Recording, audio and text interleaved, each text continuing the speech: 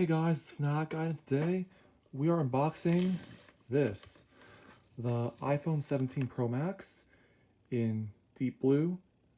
This is the 512GB model, and you may notice, first thing, that it has the back of the phone pictured.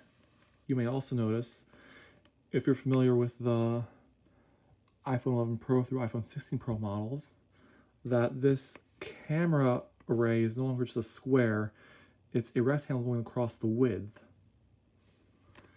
And you may also notice this glass area, even though I'm filming with an old iPad, so the quality is complete crap. Oh well. But anyway, we get iPhone branding on each side over here. You'll be able to tell in the light that it matches the color of the phone. Same with the Apple logo. On the back, we get pull tabs and some information about what's inside. Of course. Anyway, has less information than the 14 Pro Max that I unboxed 3 years ago, which this will be replacing that. Let's go ahead and pull this tab here.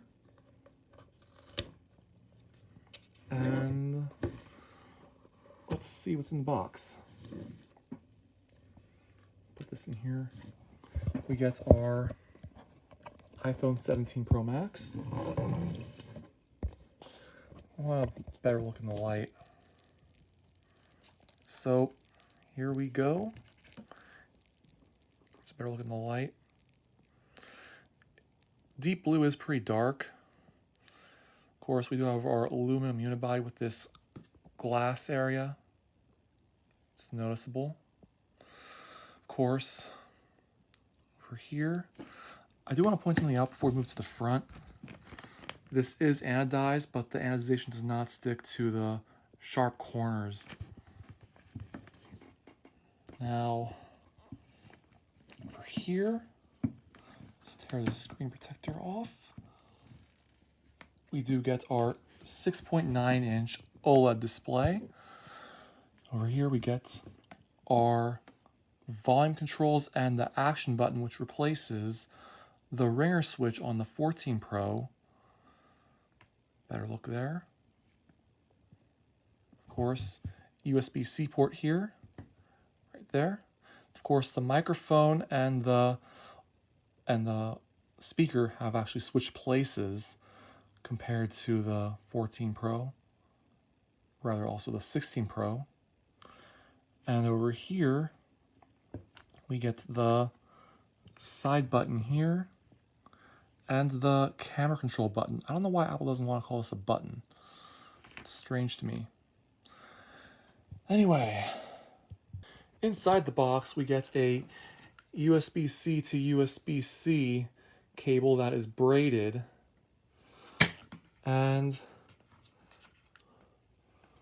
our little user guide. And that's about it. No Apple stickers, unfortunately. Would have been a nice touch though. Also, here's some better lighting conditions to see the deep blue pop more. But also, here's more of a testament to how the 14 Pro held up. Though I did use a, what do you call it? An OtterBox commuter on this phone.